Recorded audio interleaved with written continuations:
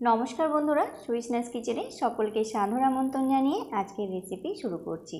বন্ধুরা, আজকে আমি বানাবো মাত্র 1 কাপ আটা দিয়ে দারুণ স্বাদের আটার মিষ্টি রেসিপি।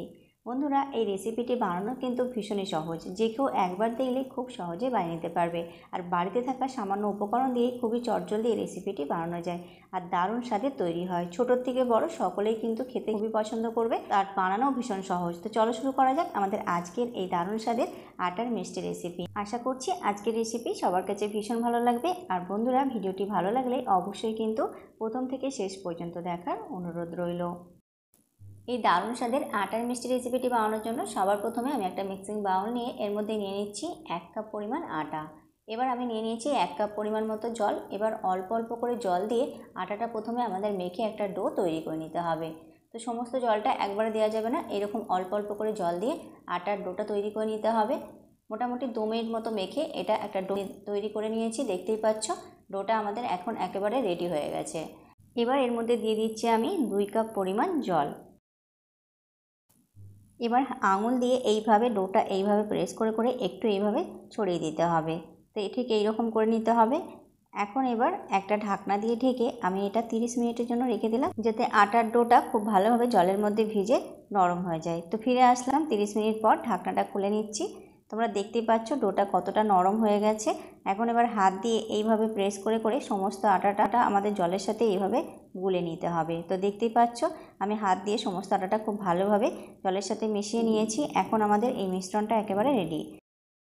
এবার একটা মিক্সিং বোল নিয়ে নিয়েছি, এর উপর রেখে দিচ্ছি একটা ছাঁকনি। এবার এই আটার মিশ্রণটা ছাঁকনির মধ্যে সম্পূর্ণটা এইভাবে ঢেলে নিতে হবে। এবার একটা চামচ দিয়ে এইভাবে নাড়াচাড়া করে আটার মিশ্রণটা খুব ভালোভাবে ছেঁকে নিতে হবে। তো দেখতেই পাচ্ছ আমি চামচ দিয়ে এভাবে প্রেস করে করে সমস্ত আটা আমি ছেঁকে নিয়েছি। এখন যে অবশিষ্টটা পড়ে আছে সেটা আমি ফেলে দিলাম। এখন আমাদের একটা স্মুথ মিশ্রণ তৈরি হয়ে গেছে। এবার মিষ্টিটা সেট করার জন্য আমি এখানে একটা কাঁচের পাত্র নিয়ে নিয়েছি। তোমরা কোনো কেক টিন বা কোনো স্টিলের পাত্রও নিতে পারো। এখন এর মধ্যে দিয়ে দিচ্ছি আমি 1 টিস্পুন পরিমাণ রিফাইন তেল। এবার ব্রাশ দিয়ে খুব ভালোভাবে তেলটা এর মধ্যে গ্রিস করে নিতে হবে, যাতে আমাদের মিষ্টিটা খুব সহজে মোল্ড আউট হয়ে যায়। এখন এটা একেবারে রেডি, এটা আমি সাইডে রেখে দিলাম।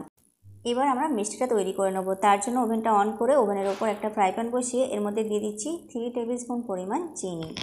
এখন এবার নাড়াচাড়া করে চিনিটা সম্পূর্ণটা গলিয়ে নিতে হবে। ফ্লেমটা এখন মিডিয়াম করে এটা নাড়াচাড়া করে সম্পূর্ণ চিনিটা ক্যারামেলাইজ করে নিতে হবে। তো সম্পূর্ণ চিনিটা খুব ভালোভাবে গলে গেছে, দেখতেই পাচ্ছ। এবার এর মধ্যে দিয়ে দিচ্ছি আমি 1/4 কাপ পরিমাণ জল। অল্প অল্প করে জলটা এইভাবে দিতে হবে আর এইভাবে কন্টিনিউ নাড়াচাড়া করতে হবে। সমস্ত জলটা কিন্তু একবারে দেওয়া যাবে না, এইভাবে অল্প অল্প করে জলটা দিয়ে এটা রান্না করে নিতে হবে। তো দেখতেই পাচ্ছ এখন এবার 1 মিনিট এটা ফুটিয়ে নেব। এবার এটা কিছুটা ঠান্ডা করে নেব। এখন এবার এই চিনির ক্যারামেলাইজটা ঠান্ডা হয়ে গেছে। এবার এর মধ্যে যে মিশ্রণটা আমি তৈরি করেছিলাম আটার, সেটা আমি এইভাবে চামচের সাহায্যে একটু নাড়াচাড়া করে নিচ্ছি, যাতে নিচে বসে না যায়। এবার সমস্ত মিশ্রণটা আমি প্যানের মধ্যে দিয়ে দিলাম। এবার ফ্লেমটা মিডিয়াম করে এটা কন্টিনিউ নাড়াচাড়া করে রান্না করে নিতে হবে। নাড়াচাড়া কিন্তু একদমই থামানো যাবে না, তা না হলে এটা লাম্পস তৈরি হয়ে যাবে আর নিচে বসে যাবে। তাই ফ্লেমটাকে মিডিয়াম করে এটা কন্টিনিউ নাড়াচাড়া করে রান্না করে নিতে হবে। তো তোমরা দেখতেই পাচ্ছ বন্ধুরা, কিছুক্ষণ রান্না করার পরেই কিন্তু এটা ঘন হতে শুরু করেছে। একেবারে কিন্তু এটা ঘন হতে শুরু করেছে। এখন এবার এর মধ্যে দিয়ে দিচ্ছি আমি 1/2 কাপ পরিমাণ চিনি। এখন এবার চিনিটা খুব ভালোভাবে এইভাবে মিশিয়ে নিতে হবে। চিনিটা সম্পূর্ণ মেশানো পর্যন্ত এইভাবে নাড়াচাড়া করে কন্টিনিউ এটা রান্না করে নিতে হবে। বন্ধুরা, বারবার বলছি নাড়াচাড়া কিন্তু থামানো যাবে না, তাহলে কিন্তু এর মধ্যে লাম্পস তৈরি হয়ে যাবে আর এসে কিন্তু বসে যেতে পারে, তাহলে কিন্তু মিষ্টিটা আমাদের ভালো তৈরি হবে না। তাই এটা কন্টিনিউ নাড়াচাড়া করে মিডিয়াম ফ্লেমে এটা রান্না করে নিতে হবে। তো দেখতেই পাচ্ছ চিনিটা কিন্তু খুব সুন্দরভাবে গলে গেছে আর মিশ্রণের কালারটাও অনেকটা চেঞ্জ হয়ে গেছে। এখন এবার খুব ভালোভাবে চিনিটা আমি মিশিয়ে নিয়েছি মিশ্রণের সাথে। এবার এর মধ্যে দিয়ে দিচ্ছি আমি 1/3 কাপ পরিমাণ ঘি। তবে সমস্ত ঘিটা কিন্তু একবারে দেবো না, এরকমভাবে 1 চামচ করে দিয়ে এইভাবে মিশিয়ে নিতে হবে। একবারে অল্প অল্প করে দিয়ে এইভাবে মিশিয়ে এই মিশ্রণটা তৈরি করতে হবে। এই ঘি দিলেই বন্ধুরা দেখতেই পাচ্ছ মিশ্রণটা অনেকটা শাইনিং চলে আসছে আর এই মিষ্টিটা খেতেও কিন্তু দারুণ টেস্টি হয়। তো আমি এইরকম 1 চামচ করে ঘি দিয়ে এটা কন্টিনিউ নাড়াচাড়া করে রান্না করে নিচ্ছি।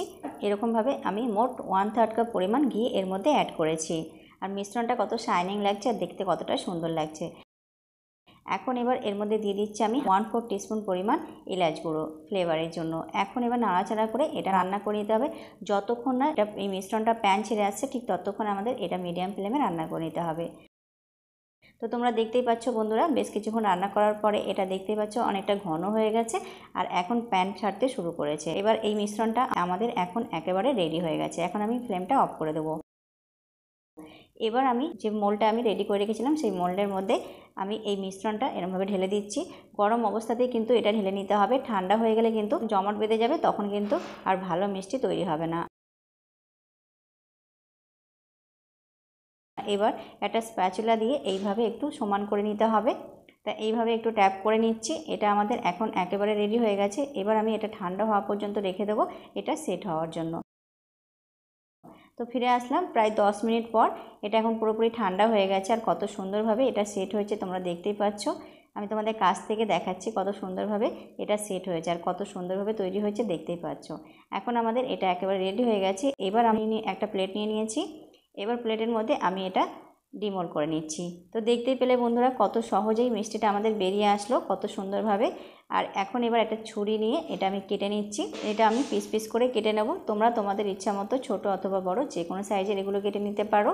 আর কত সুন্দরভাবে কাটা হয়ে যাচ্ছে দেখতেই পাচ্ছ বন্ধুরা। কাটা দেখে তোমরা বুঝতে পারছো এটা কত সুন্দরভাবে তৈরি হয়েছে আর একেবারে নরম তুলতুলে তৈরি হয়েছে আর দেখতে কতটা সুন্দর লাগছে। এখন আমি তোমাদের একটা পিস তুলে দেখাচ্ছি। দেখতে পাচ্ছ বন্ধুরা কতটা নরম তুলতুলে তৈরি হয়েছে আর কতটা সুন্দর লাগছে দেখতে। দারুণ স্বাদের তৈরি হয়, তৈরি করাও ভীষণই সহজ। কত সুন্দরভাবে আর কত অল্প সময়ের মধ্যে তৈরি হয়ে গেল একদমই অল্প উপকরণে। বাচ্চারাও কিন্তু ভীষণই পছন্দ করবে খেতে। ভালো লাগলে অবশ্যই এইভাবে একবার বাড়িতে বানিও। আশা করছি বাড়ির সকলেই ভীষণ পছন্দ করবে। তো সমস্ত পিসগুলোই কত সুন্দরভাবে উঠে আসছে আর কত সুন্দরভাবে তৈরি হয়েছে, একেবারে নরম তুলতুলে তৈরি হয়েছে। তা আমি এক এক করে পিসগুলো তুলে এক প্লেটের মধ্যে রেখে নিচ্ছি। কত সুন্দর লাগছে বন্ধুরা দেখতেই পাচ্ছ, একেবারে নরম তুলতুলে আর কত সুন্দরভাবে কত সহজভাবে তৈরি হয়ে গেল। তৈরি করতে কিন্তু বেশি সময়ও লাগে না। তো বন্ধুরা তোমরা দেখতেই পাচ্ছ কত সুন্দর লাগছে মিষ্টিগুলো দেখতে। আর বন্ধুরা দেখতে যতটা সুন্দর এই মিষ্টিগুলো, এটা কিন্তু খেতে তার থেকে বেশি ভালো হয়। দারুণ স্বাদের তৈরি হয়, ভীষণই ভালো লাগে আর তৈরি করাও কত সহজ। আর বাচ্চারা তো খেতে ভীষণই পছন্দ করবে। তো বন্ধুরা এখন আমাদের এই দারুণ স্বাদের আটার মিষ্টি একেবারে তৈরি কমপ্লিট। তো বন্ধুরা তৈরি হয়ে গেল খুবই সহজে, খুবই অল্প সময়ে দারুণ স্বাদের আটার মিষ্টি রেসিপি। আজকের রেসিপি কেমন লাগলো তোমরা অবশ্যই কমেন্টের মাধ্যমে জানিও। আর ভিডিওটি ভালো লাগলে লাইক কমেন্ট শেয়ার করে চ্যানেলটি সাবস্ক্রাইব করে পাশে থাকার অনুরোধ রইল। তো আজ এই পর্যন্ত, আজ এখানেই বিদায় নেব। আবারও দেখা হবে আগামী পর্বে নতুন একটা ভিডিও নিয়ে। তো ততক্ষণ পর্যন্ত তোমরা খুব ভালো থেকো, সুস্থ থেকো। Tata, bye bye.